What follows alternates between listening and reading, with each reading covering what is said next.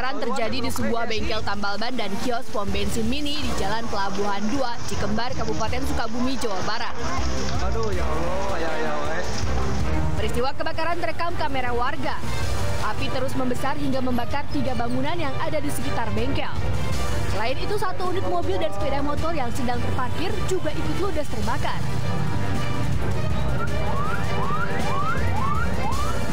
Dua unit mobil pemadam kebakaran diterjunkan untuk memadamkan api. Peristiwa bermula saat pemilik bengkel sedang menambal ban di kiosnya. Saat itu percikan api menyambar pom mini yang ada di dekat peralatan tambal ban hingga membakar seluruh isi bengkel. 4 bangunan, Pak. 1 kios konter, 1 kios penitipan barang telur dan aksesoris, dan yang satu lagi bengkel dan bengkel tambal ban dan pom mini. Tidak ada korban jiwa dalam peristiwa kebakaran, namun kerugian ditaksir mencapai ratusan juta rupiah. Dan saat ini kasusnya dalam penyelidikan Polsek Cikembar. Dari Sukabumi, Jawa Barat, Budi Setiawan, iNews melaporkan.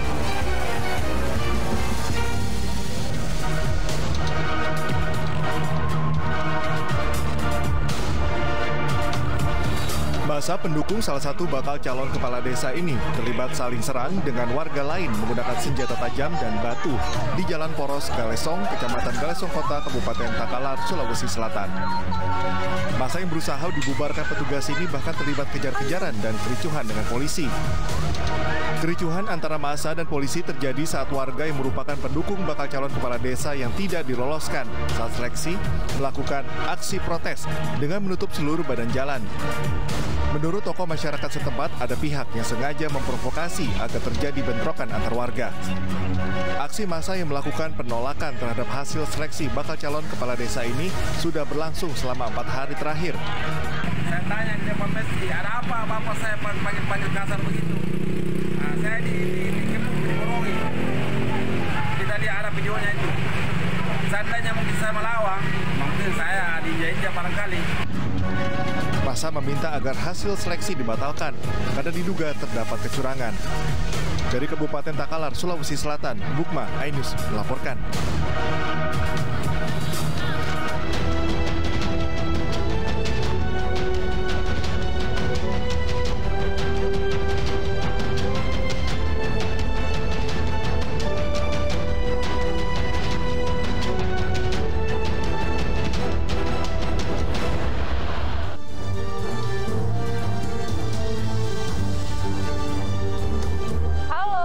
Selamat pagi pemirsa, selamat pagi Aldi. Selamat pagi Baby. Apa kabarnya? Apa kabar? Kamu nanya? Kamu bertanya-tanya? Kabar aku baik dan semoga pemirsa juga baik ya di pagi hari ini karena kita berjumpa lagi di Lapor Polisi. Anda lapor, kami sampaikan. Ya pemirsa, sebuah program yang bertujuan menjadi wadah untuk aspirasi, keluhan, laporan, dan apresiasi kepada pihak kepolisian di seluruh Nusantara. Bersama saya Bibi Kristami. Dan tentunya saya Aldi Hawari. Selama 1 jam ke depan kami juga akan membahas sejumlah topik hukum dan kriminal yang menjadi topik hangat pembicaraan masyarakat di sekitar kita dan tentunya juga di media sosial. Dan kami juga membuka laporan pengaduan masyarakat yang bisa diakses kapanpun oleh Anda. Untuk kami ada sejumlah channel kami, ada di Instagram resmi @laporpolisi_inews dan juga di @official_inews_tv. Dan Anda juga bisa menghubungi kami melalui email laporpolisi.inews@gmail.com dan jangan lupa menggunakan hashtag #laporpolisi. Baik, kita langsung saja ke informasi pertama ya Baby di hari ini. Ada seorang pemotor mengalami luka cukup parah di wajah hingga dilarikan ke rumah sakit usai menyeruduk hingga tersangkut ekor truk kontainer di Jalan Dan Mogot, Cengkareng, Jakarta Barat pada dini hari tadi. Insiden ini terjadi ketika pengendara motor diduga mengantuk hingga tak melihat adanya truk kontainer yang ingin memasuki area gudang. Sebuah sepeda motor tersangkut di belakang truk kontainer hingga ringsek cukup parah usai mengalami kecelakaan lalu lintas di Jalan Dan Mogot, Cengkareng, Jakarta Barat.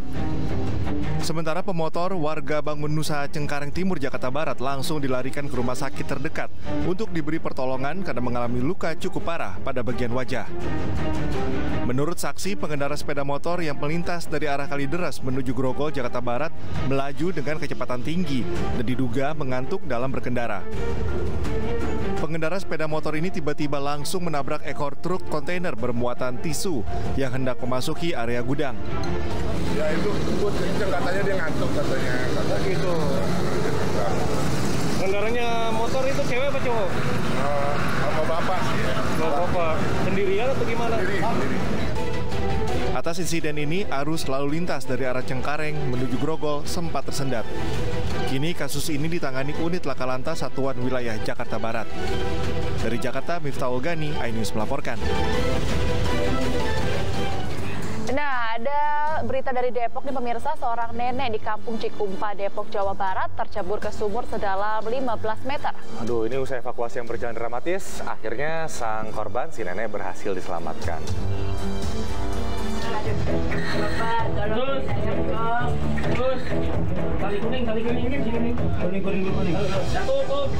Evakuasi seorang nenek yang tercebur ke sumur di Kampung Cikumpa, Depok, Jawa Barat Selasa dini hari berlangsung dramatis.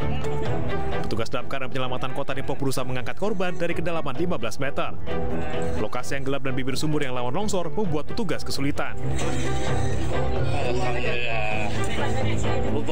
Setengah jam kemudian, petugas yang berjumlah 7 orang akhirnya berhasil mengevakuasi sang nenek dalam kondisi selamat. Sebelumnya, korban pertama kali ditemukan oleh menantu korban. Sang nenek tercebur usai tergelincir saat hendak ke kamar mandi. Beliau hendak ke kamar, membuang air kecil ya, sumur toiletnya itu masih seperti dulu lah, sumur ya, kemudian apa adanya toiletnya ya, kemudian ibu ini ya ke toilet, ternyata rupa-rupanya lantai atau itu yang dekat sumur itu sudah rapuh ya, sehingga sedikit amblas ya, akhirnya si ibu tergelincir. Usai berhasil dievakuasi, sang nenek langsung dibawa pihak keluarga ke dalam rumah. Korban hanya terkilir dan tidak dibawa ke rumah sakit.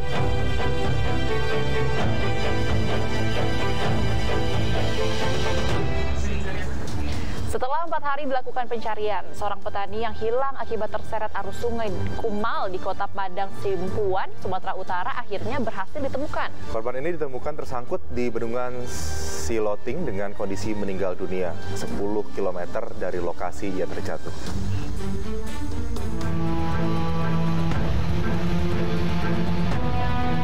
Mara Imom Siregar, warga desa Bargot Topong, Kecamatan Batu Nadua, Kota Padang Sidimpuan, Sumatera Utara yang hilang akibat terseret arus sungai Kumal ditemukan di Bendungan Siloting, Kota Padang Sidimpuan.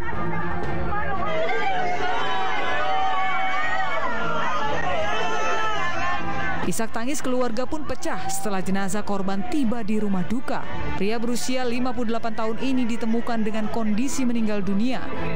Penemuan jasad korban ini setelah petugas melakukan penyisiran aliran Batang Kumal sejauh 25 km ke hilir sungai selama 4 hari terakhir.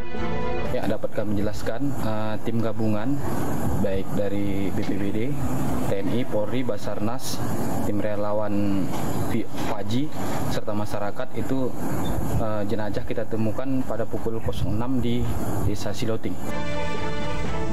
Korban dinyatakan hilang pada Jumat lalu. Korban yang baru pulang dari kebun hendak ke rumahnya menyeberangi Sungai Kumal, namun nahas di tengah guyuran hujan deras air sungai meluap hingga akhirnya menyeret korban.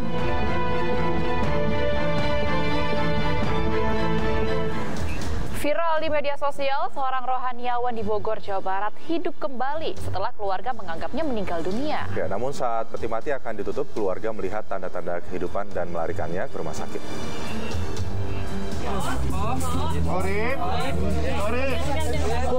Suasana berkabung tiba-tiba berubah gempar. Keluarga dan tetangga terkejut saat mendapati Urip Saputra memperlihatkan tanda-tanda kehidupan. Warga pun berupaya memastikan rohaniawan Konghucu ini masih bernafas meski tubuhnya sudah terbaring di peti mati. Memastikan nasib pria berusia 40 tahun ini belum meninggal, keluarga pun meminta bantuan seorang perawat. Setelah dicek, Herlin Septiana yang juga tetangga Urip di Rancabungur, Bogor ini mendapati pasiennya masih bernafas dan memiliki denyut nadi. Tapi pas datang kondisinya masih dalam peti. Masih di peti, cuma di petinya sudah dibuka Pak, karena kan ketahuan ada napas saat di rumah. Jadi makanya si keluarga anxiety langsung bawa ke klinik terdekat. Ya saya kasih pertolongan pertama cuma dibantu oksigen sama cek kesadarannya aja. Untuk memastikan itu sempat berbicara nggak? Ada respon berbicara, cuma kedipan mata sama gerakan jari aja. Itu pun nggak kuat ya gerakan. Pihak keluarga akhirnya membawa pasien ke Rumah Sakit Umum Daerah Kota Bogor. Pemirsa, seorang wanita terjepit di tumpukan batu besar saat berwisata di Pantai Matras, Bangka Belitung. Upaya penyelamatan korban berjalan dramatis karena mengerahkan alat berat.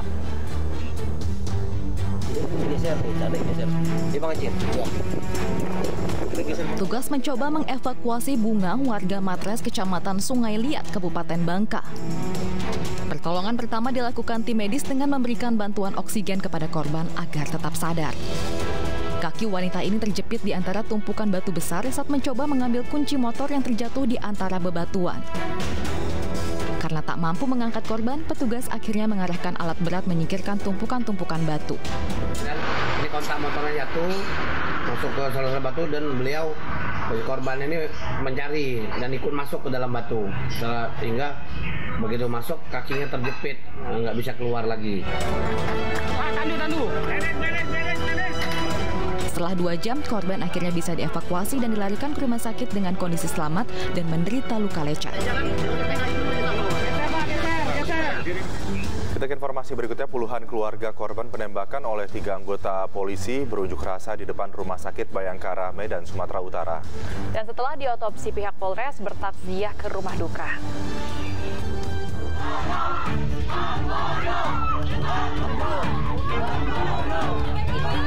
Puluhan warga Medan Labuhan, Kota Medan, Sumatera Utara berunjuk rasa di depan pintu masuk Rumah Sakit Bayangkara, Medan. Aksi unjuk rasa ini mendapat pengawalan dari aparat kepolisian. Saya lagi kerja, ya saya akan tembak sampai jebol.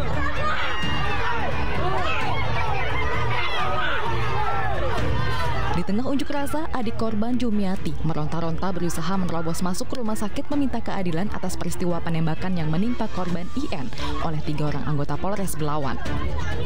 Keluarga korban meminta kepolisian dan pihak rumah sakit mengeluarkan jenazah korban untuk segera dibawa ke rumah duka usai diautopsi. Saya mau nuntut keadilan, Pak. Ayah saya ditembak sampai jebol lehernya, Pak. Ditembak leher saya sampai jebol, habis itu polisinya lari. Habis itu polisinya lari, Pak. Jebol leher saya sampai meninggal, Pak. Kini jenazah korban telah dimakamkan di pemakaman umum tidak jauh dari kediaman korban.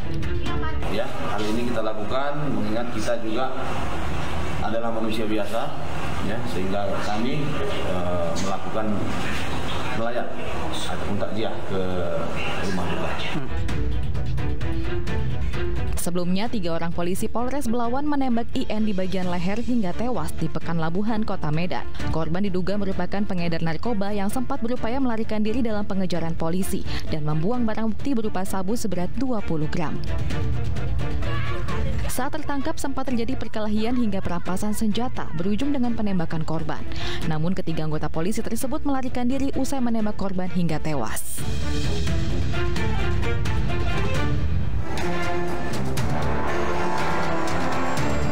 Dalam rekaman CCTV dari salah satu rumah warga, terlihat 3 petugas kepolisian dari Polres Pelabuhan Belawan ada di TKP Jalan Komodo Laut Yosudarso, Medan, Sumatera Utara. Setelah penembakan terjadi, seorang petugas kepolisian mengajak 2 orang rekannya kabur dari lokasi penembakan. 2 petugas polisi lainnya berlari dengan kondisi tangan kiri bersibah darah dan membawa jaket dan sepatu. Sementara itu, dalam video amatir yang diabadikan kerabat korban, terlihat seorang polisi masuk mobil dan kabur ke arah Pelabuhan Belawan. Abang korban penembakan mengatakan saat peristiwa penangkapan adiknya, korban sempat meronta saat didekat polisi. Pistol polisi yang mengarah ke leher korban kemudian meletus dan melukai korban. Jokowi, ayah saya tewas ditembak polisi. Korban yang masih dalam kondisi sadar sempat meminta bantuan warga sebelum meninggal dunia. Korban ini saya nggak tahunya gini, pokoknya tadi pas di sini, tiba-tiba datanglah orang ini, nah si Momorani meeting dia, si Rudi si Momorani meeting dia, ini merontak, nah merontak dia, jadi entah kemana, terpeletuk lah itu, pistol itu, ke arah si Nasib ini, nah terpeletuk. Di daerah mana, Bang? Daerah sini, kena leher.